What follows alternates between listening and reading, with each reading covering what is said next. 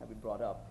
And I have a set of questions, but I also wanted to make sure that the audiences get a chance to participate. So I'm going to start by prompting you folks with one question, and then I'm going to change it up slightly and offer you folks a chance to ask each other maybe a question that was provoked by the discussion of either by the presentation or the discussion that we have over the course of the day, and then we can open up to the audiences.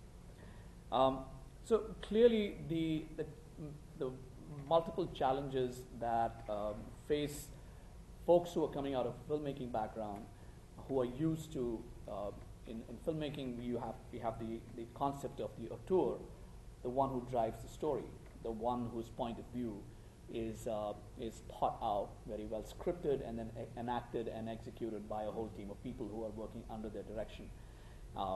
In television or in film, they're variously known by writer-producers or directors who lead the team. So the concept of leadership is altered in the landscape of VR. And what I wanted to kind of present that as a jump-off point for each of you is, how do you see the leaders, the storytelling leaders in VR? What kind of qualities or understanding of storytelling as well as technology do they need to possess to create a different space?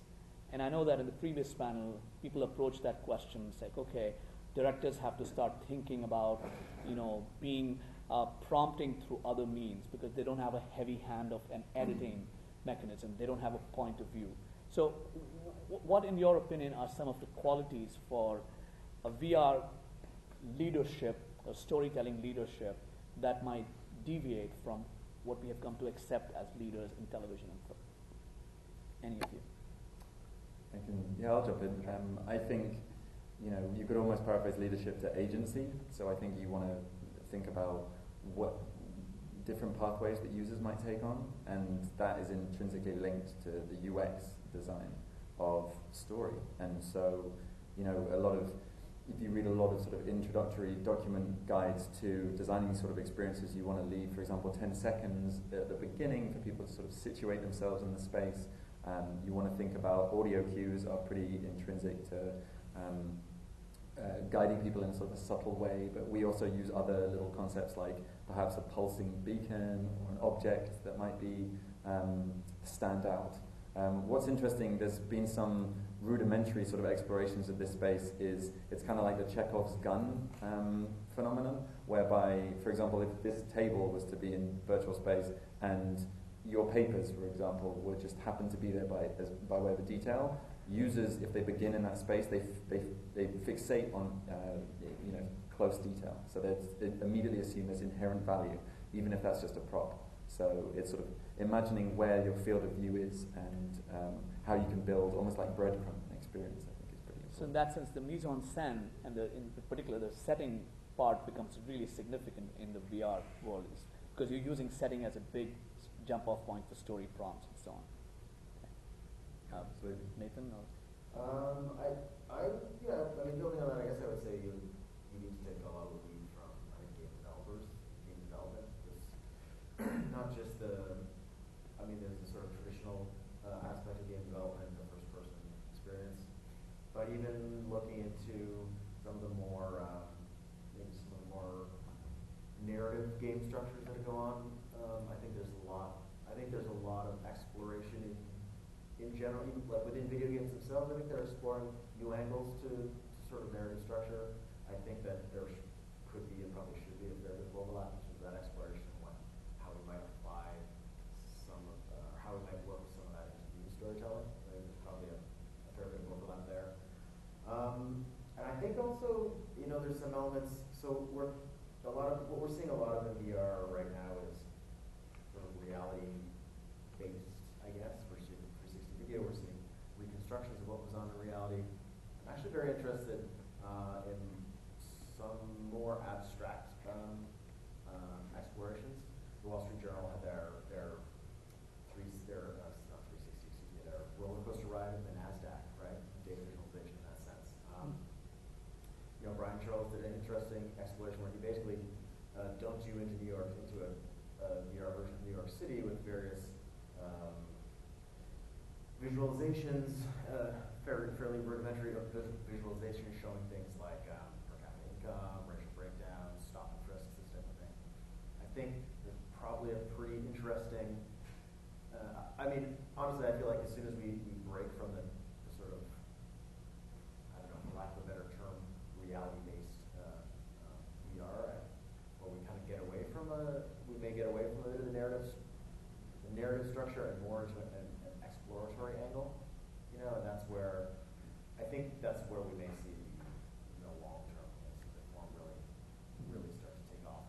And really, because right now, a lot of the things you're seeing is people trying to take, you know, we're trying to take tropes from film or from video games, and we're trying to see, okay, how can we make that work in this space, which, you know, like the example of filming a radio broadcast that was shown earlier. You know what I mean? Like, it's a good starting point. That's where we all build from, but I think it's going to expand or differ quite dramatically.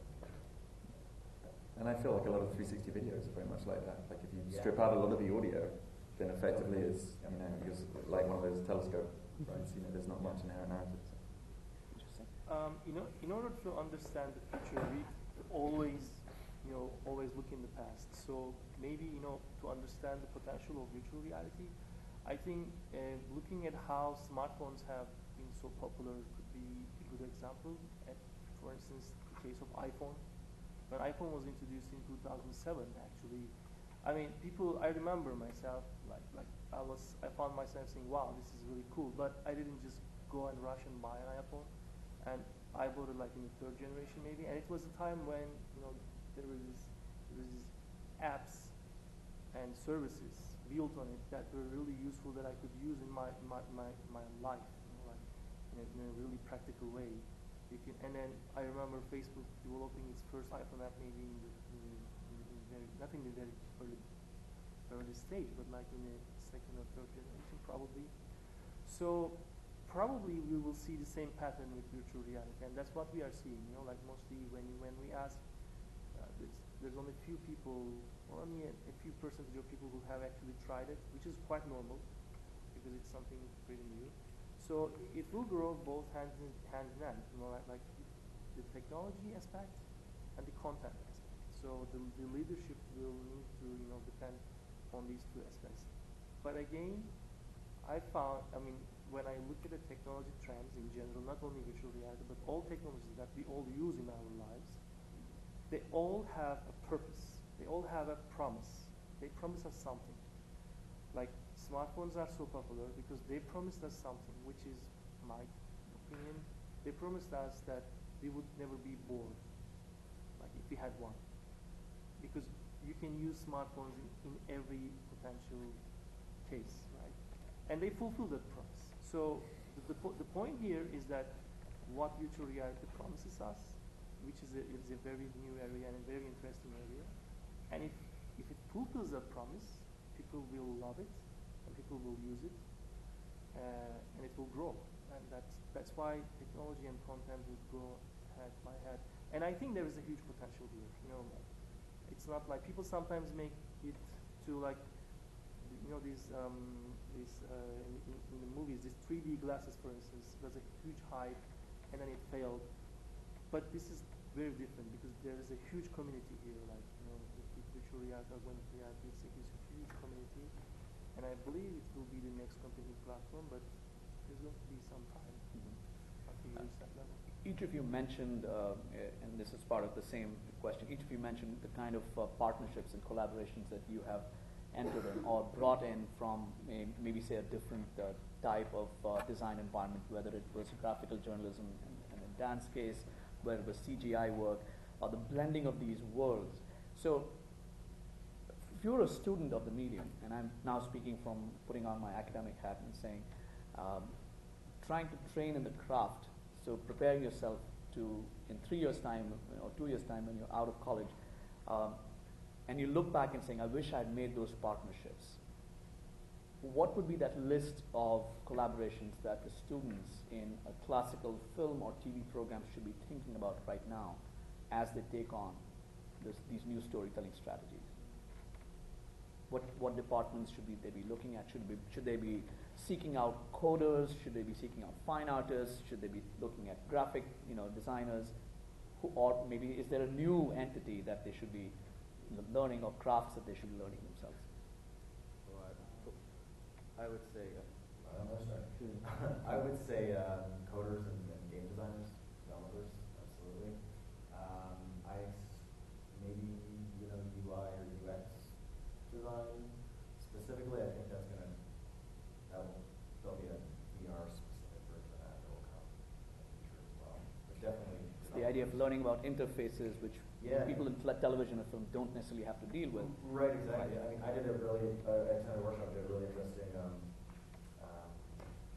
activity, or how do I call it, exercise, where we were asked to design a VR space, but it actually gave us like a bunch of physical objects, and we had to sort of take a bunch of chairs and a bunch of post-it notes and a few other items and stack them around and just post it on this. Is supposed to represent X, and this represents Y.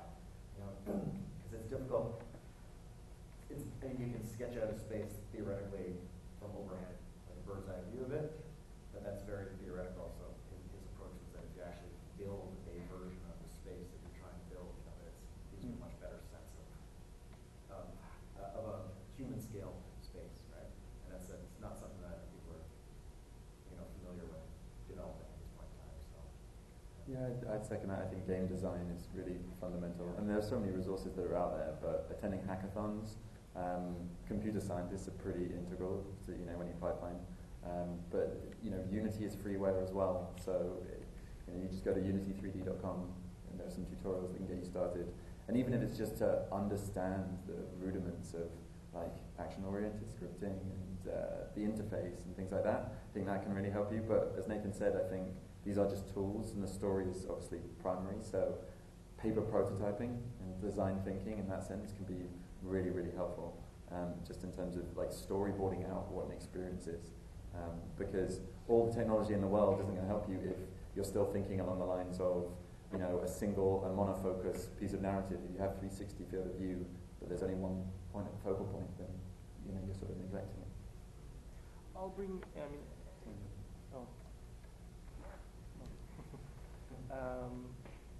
Adding to those comments, I would bring up maybe a little bit different perspective. I think there's going to be space for everyone. I mean, not only coders, not only developers. There's going to be space for everyone.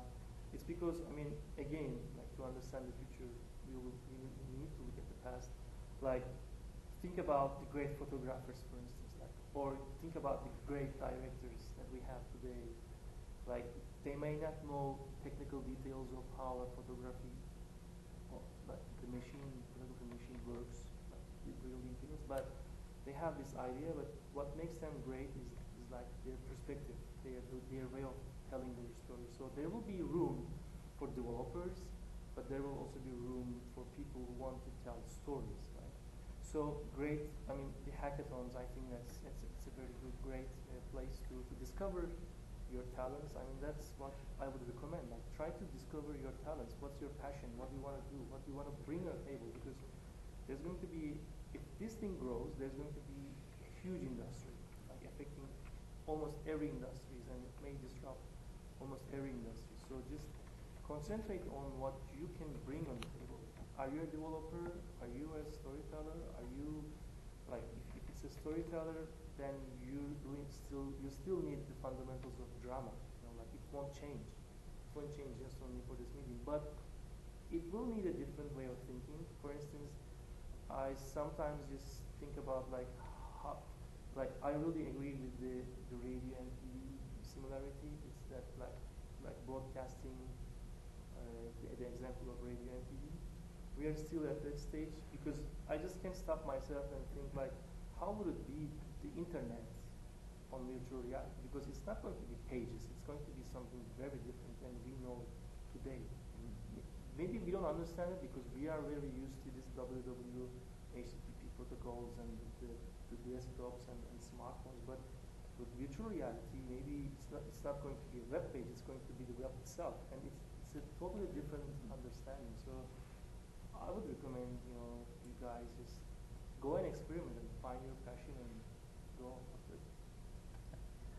I have lots of questions, but I also want to allow you folks to have a conversation amongst yourself. If there was one thing that arose from somebody that present from either a presentation or even in the first panel that you think it's worth mentioning or having a dialogue before we open it up to the audiences, what would that be? If you had to ask a question. The radio TV similarity. I don't know if everyone was here in the first session. Is there anyone that was not here? You remember the TV radio similarity? I think that was critical to understand the new medium, because we are still trying to find the great potential of this new medium. I think that's one thing that I would like to emphasize strongly. I'm curious, Deniz, what you think about some of the shortcomings of 360 photos that you've taken with like the Ricoh. Like, are you looking at the rigs? Or, what do you think is? Because I've heard mixed things about the Ricoh. I mean, I know it's very affordable and everything, but what do you see as like a prosumer? Yeah, as a prosumer level, I found it very difficult to share photographs. I need to take steps. For instance, like there isn't a great app that I can just use, like shoot and share, like I do on Facebook with my smartphone. Right. Like there is still some steps that I need to take. Same thing goes with the videos as well. When I upload it, it loses the quality, and it's not the same quality that I have on my computer. Sure. So it's those kind of things like sharing these experiences, shortcomings, for instance, and yeah, those are the main shortcomings that I can know. Yeah, I guess I would just wonder about the thing for me that I'm most curious about is what we see some of the final distribution looking like. Right now it's very fragmented. My apologies. Try that again. I'm curious about the distribution a little bit, because right now it's very fragmented, obviously with all the different headsets and manufacturers, et cetera. I'm wondering like what, we have all these different tools that create all these different, these just very fragmented experiences. I'm wondering what we think the possibility is for seeing things come together around a central, more ubiquitous or more kind of centralized platform, whether that's like something like the web or whether it's something else entirely, because I don't know. Eventually we'll consolidate. I just don't know what it's consolidated on. That would look like. Something that's interesting. Yeah, I mean, I think Mozilla, doing their VR-enabled web, Right. is sort of interesting. But I mean, it's sort of a testament to our hang-up and sort of inability to get beyond previous technology that we still think in pages. Yeah. It's kind of ridiculous. So I think, what Magic Leap, for example, is doing and moving beyond screens, I think that will be pretty, incorporating like the 360, a panoramic view of information would be interesting, but if not, obliterate what remaining attention span we have left. I'm not sure. I would take, like, wonder your take on virtual reality and the augmented reality. Mhm. Like, because you work on both. Yeah. Yeah. So what's your take on both technologies? Like, which one is more promising, or like, I don't know if that's the right question, but like. Well, I think in terms of promise, there's a sort of compelling argument, obviously, for everything, but I think it sort of speaks to Nathan's question a little bit in terms of going where the audience is. I think it's still quite an ask to give people, to have them get their headsets and go into the experience and find it and download the experience, and some are quite large, so you have to do that, and then so you have to be really primed, and I think the idea is obviously as optimization happens and bandwidths get wider and wider, then those will become faster, but I think the beauty of the sort of the magic window version of AR, just having it at arm's length, I think can act as a discrete entry point, and I think mixed reality is actually very compelling. I've seen some experiences where you have, based on the height at which you hold the device, or you have a head-mounted display and you look at something and it uses the camera to overlay 3D models, but then you look up and it's just pure VR. I think that's very exciting. Occipital are doing some work in that space. Yeah. Okay, so if we have audience questions, now would be a good time to. Evan? I wanted to ask Dan a question about it's very interesting what you said about the Ferguson team. Mm-hmm. Selected that there were equal numbers of accounts, essentially, both sides of the account of all that.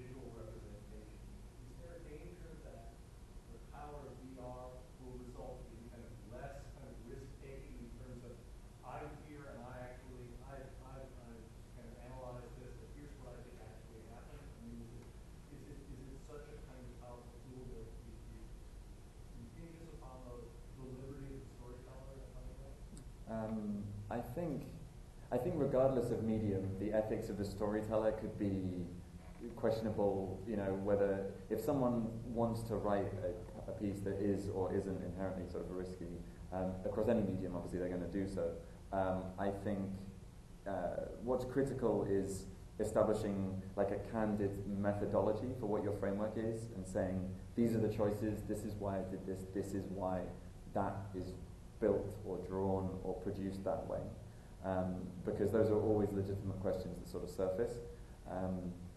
I think, you know, it brings up interesting questions about modes of representation and what is reality. I mean, without getting all sort of philosophical about it, you know, the idea of, this is obviously virtual reality, but reality TV, I think, you know, reality is sort of been, it's kind of a dirty word, or at least it's been very often abused. So I think it's more about the intention of the storyteller. I think that's really important, and you can do stuff that is deliberately supposed to incite, you know, like drawing. I think Mouse is kind of that. Right. Well, Mouse is interesting. You know, the Art Spiegelman Pulitzer Prize-winning graphic novel, that was memoir, and so that was really, although it won a Pulitzer, it was very much drawn on personal experience, but filtered through a father-son relationship. But using sort of the symbolism of mice were the Jews. And has everyone read Mouse? I thoroughly recommend it as a graphic novel. And and I'll just finish by saying that for me is one really important point that links the two: the idea of comics and this distillation of a very simple form, quote unquote simple, but it allows the simpler or more symbolically rendered form a drawing or representation is, the easier, it's been argued, it is for us to project ourselves into it. Whereas if it's highly rendered, then that can lead to this uncanny valley or this sort of distancing. And so that, I think, is immersion can cross that bridge. Yes, Russell? So I had a specific question. One of the things, you know, when I was watching some of the early VR projects, one of the things that kind of bugged me was the use of subtitles. And some of the solutions that I saw was that, you know, well, you don't know where the viewer is looking, so they place subtitles at 120 degrees, you know, so it was basically all over the place. And I thought it was kind of a clumsy solution. So I was wondering what your thoughts were. Could there be a technical solution where you have maybe two layers, you know, one that is sensitive to the viewer's motion and another that is static? And if it was possible, is that a good idea, or do you think that would sort of disrupt this immersion model? What are your thoughts on that? I would say definitely possible. There's certainly being able to track where you're looking and what you're looking at, how much time you're spending there. I don't see it as a very large leap to say, if I know where you're looking, then when it comes time to bring up some text overlays, I should bring it up in front of where you're looking rather than sort of surrounding you with it on 360 degrees of repeated text. I mean, there's definitely a technical solution to it.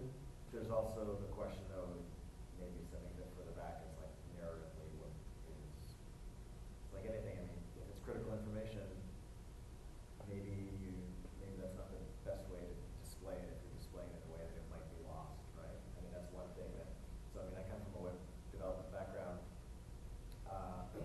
One of the things we're always seeing is if this is really important information that you're creating in some kind of online graphic or interactive visualization, if you're locking behind a button, you pretty much guarantee that it's not going to be seen, right? So you need to, I mean, I think that's part of the experimentation process that's going on right now. It's like, how are we're playing with all these, we're taking these things where we're like, we know subtitles work for video, let's just drop them in.